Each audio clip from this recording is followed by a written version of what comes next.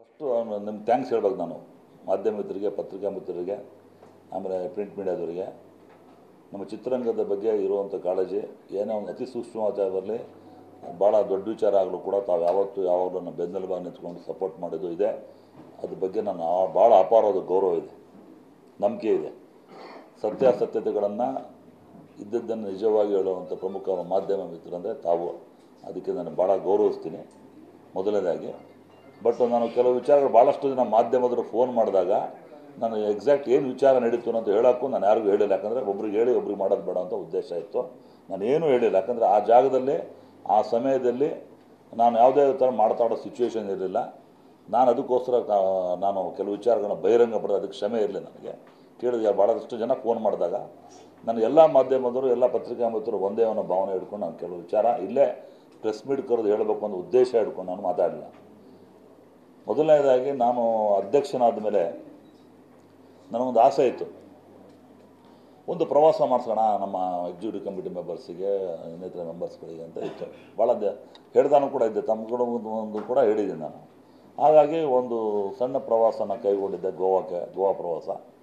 ನಾವೊಂದು ಏನೋ ನಮ್ಮದು ಮೀಟಿಂಗ್ ಕರಿಬೇಕಾಗಿತ್ತು, ಎಕ್ಸಿಕ್ಯೂಟಿವ್ ಕಮಿಟಿ ಮೀಟಿಂಗ್ ಇರಬೇಕಾಗಿತ್ತು. ಅದು ಎಲ್ಲ EC ಮೆಂಬರ್ಸಿಗೆ ಕರೆದಿದೆ. ಅದು ಕಾರಣ ಅಂತ ಮೀಟಿಂಗ್ ಮಾಡೋಕ್ಕೆ ಹೋಗಿಲ್ಲ. ಬೇಡ, ಅಲ್ಲೆಲ್ಲ ಹೋದಾಗ ಇಂಥ ಸಂದರ್ಭಗಳಲ್ಲಿ ಮಾಡಬಾರ್ದು.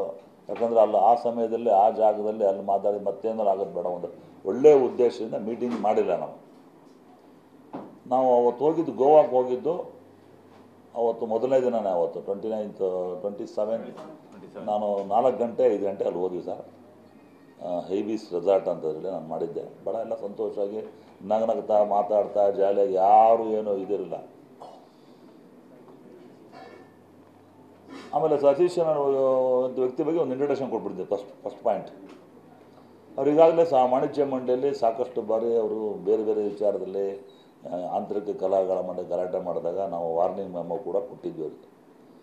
ಯಾರಿಗೆ ಗಲಾಟೆ ಮಾಡೋದು ಅಂದರೆ ನಮ್ಮ ಸೀನಿಯರ್ ಮೋಸ್ಟ್ ಮೆಂಬರ್ಸ್ ಆದ ನಂದ್ಯಾಳ್ ಅವರು, ನಮ್ಮ ಗುರುಪ್ರಸಾದ್ ಅವರು ಎಲ್ಲ ಇದ್ದರು, ಕೇಶವ, ನರಸಿಂಹ ಅವರೆಲ್ಲ ಕೂತ್ಕೊಂಡಾಗ ಒಂದು ಸಲ ಅವತ್ತು ಕೂಡ ಭಾಳ ಎತ್ತರದ ವಾಯ್ಸಲ್ಲಿ ವಾಣಿಜ್ಯ ಮಂಡಳಿ ಹಲವಾರು ವರ್ಷಗಳ ಕಾಲ ಸತತವಾಗಿ ಸೇವೆ ಮಾಡಿ ಕಟ್ಟಿರುವಂಥ ವ್ಯಕ್ತಿಗಳು ಇದುವರೆಗೂ ಯಾರೂ ಮಾತಾಡಿಲ್ಲ.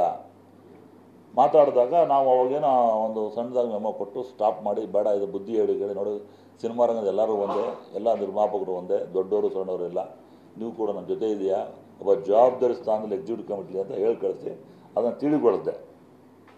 ಅದಾದ ಒಂದು 15 ದಿನಗಳಲ್ಲೇ ನಾವು ಆಫೀಸ್ ಬೇರೆ ಮೀಟಿಂಗ್ ಮಾಡ್ಬೇಕಾರೆ, ಮೀಟಿಂಗಲ್ಲಿ ಮಾತಾಡ್ಬೇಕಾದ್ರೆ ನಮ್ಮ ಯಾವುದೋ ಒಂದು ನಮ್ಮ ಇಂಟರ್ನಲ್ ಮ್ಯಾಟ್ರನ್ನ ಡಿಸ್ಕ್ಲೋಸ್ ಮಾಡಿದ್ರು. Being executive committee member should not disclose anything ಅಂತ ನಮ್ಮದು ಇದೆ.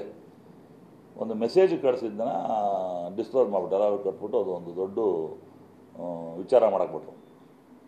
ಯಾವುದೊಂದು bylaw committee, formation of bylaw committee with the leadership of ನಮ್ಮ KV ಚಂದ್ರಶೇಖರ್ ಅವರು ಲೀಡರ್ಶಿಪ್, ಅವರು ಅಧ್ಯಕ್ಷತೆ ಮಾಡಿದಾಗ ನಾವು ಮೀಟಿಂಗ್ ಕರೆದು ಎಕ್ಸಿಕ್ಯೂಟಿವ್ ಕಮಿಟಿ ಮೆಂಬರ್ಸ್ ಮೀಟಿಂಗ್ ಕರೋಣ ಅಂತ.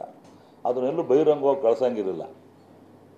ಅದನ್ನೆಲ್ಲ ಸ್ಪ್ರೆಡ್ ಮಾಡಿ ಎಲ್ಲ ಕಡೆ ಚರ್ಚೆ, ವಾಟ್ಸಪ್ ಚರ್ಚೆ ಮಾಡಿ ಎಲ್ಲ ಆಯಿತು. ಅದಾದಮೇಲೆ ಆದರೂ ಕೂಡ ನಾವು ಏನೂ ಮಾತಾಡಿಲ್ಲ, ಏನು ಕೇಳಲ್ಲ. ಆವಾಗ ನಮ್ಮ ಟ್ರೆಜರರು ಬಂದಾಗ, ಯಾಕಪ್ಪ ಅದು ಮಾಡ್ಸೋಕೋದೆ, ಅದೆಲ್ಲ ಮಾಡಬಾರ್ದಲ್ಲ, ಎಕ್ಸಿಕ್ಯೂಟಿವ್ ಕಮಿಟಿ ಡಿಸ್ಕ್ಲೋಸ್ ಮಾಡಬಾರ್ದು ಅಂತ ಕೇಳಷ್ಟೇ. ಏನೀಗ ನಾನು ಮಾಡಿದೆ, ಏನು ಮಾಡ್ತೀರಾ ನೀವು ಅಂತ ಒಂದು ಗಟ್ಟಿ ವಾಯ್ಸಲ್ಲಿ ನನ್ನ ಮುಂದೆನೇ ಭಾಳ ದೊಡ್ಡ ಮಾತಲ್ಲಿ ಅವರು ಒಂದು ಆಲ್ಮೋಸ್ಟ್ ಏನು ಎದೆ ತಪ್ಪಿಸ್ಕೊಂಡು ಹೊಡೆಯೋ ಥರನೇ ಹೋದಾಗ ಕೂಡ ಅದು ನಾನು ಅವಾಯ್ಡ್ ಮಾಡಿ ಒಂದು ಮೆಮೊ ಇಶ್ಯೂ ಮಾಡಿದ್ವಿ ಲಾಸ್ಟ್ ವೀಕ್. ಒಂದು ಲಾಸ್ಟ್ 15 ದಿನ ಆಯ್ತು ಸರ್. ಮೆಮೊ ಇಶ್ಯೂ ಮಾಡಿದಾಗ ಕೂಡ ಅದಕ್ಕೇನೋ ಅದಕ್ಕೊಂದು ಯಾಕೆ ಕೊಡ್ಬೇಕು, ಅವ್ರು ಕೆಲವರು ಹೇಳ್ಕೊಡ್ತಾರಲ್ಲ, ಉದ್ದೇಶಕ್ಕೆ ಮಾಡೋದು, ಇಂಟೆನ್ಷನ್ ಮಾಡೋದು, ಅನ್ಇಂಟೆನ್ಷನ್ ನನಗಂತೂ ಗೊತ್ತಿಲ್ಲ. ವಾಣಿಜ್ಯ ಮಂಡಳಿಗೆ ಅದರದೇ ಆದ ಒಂದು ಗೌರವ ಇದೆ, ಘನತೆ ಇದೆ. ಅದಕ್ಕೆ ಗೌರವ ಘನತೆ ಕುಂದು ಬಂದವರಿಗೆ ಯಾವ ಥರ ನಡೆಸಬೇಕು ಅನ್ನೋದು ನಮ್ಮದು ಇದೆ. ಇಲ್ಲಿ ಯಾರು ಏನೂ ಬಯಸಿಲ್ಲ, ಯಾರ್ದು ಭಯನೂ ಇಲ್ಲ ನಮಗೆ. ಏನೋ ಒಂದು ದೊಡ್ಡ ಇದಾಗಿ ಬಿಟ್ಬಿಟ್ಟು ಹೈಡ್ ಆ್ಯಂಡ್ ಸೀಕ್ ಮಾಡೋದು ವಿಚಾರ ಕೊಡಲ್ಲ. ಅಲ್ಲಿ ಪ್ರವಾಸ ಹೋದಾಗ ಆಯಿತು. ಅದಾದಮೇಲೆ ಮೆಮೊ ಕೊಟ್ಟರು. ಮೆಮೊ ಕೊಟ್ಟು ತಪ್ಪಾಯಿತು, ಇನ್ಮೇಲೆ ಇನ್ನು ಮಾಡೋದಿಲ್ಲ, ಕ್ಷಮೆ ಇರಲಿ, ನಾನು ಯಾವುದೇ ಥರ ಆ ಥರ ನಡ್ಕೊಳ್ಳಲ್ಲ ಅಂತ ಲೆಟ್ರ್ ಕೂಡ ನಮ್ಮ ಹತ್ರ ಇದೆ. ಲಾಸ್ಟ್ ಕಳೆದ ವಾರ ಕೊಟ್ಟಿದ್ದೆ. ಆದರೂ ಬೇಡ, ಕ್ಲೋಸ್ ಮಾಡಿ ಬೇಡ.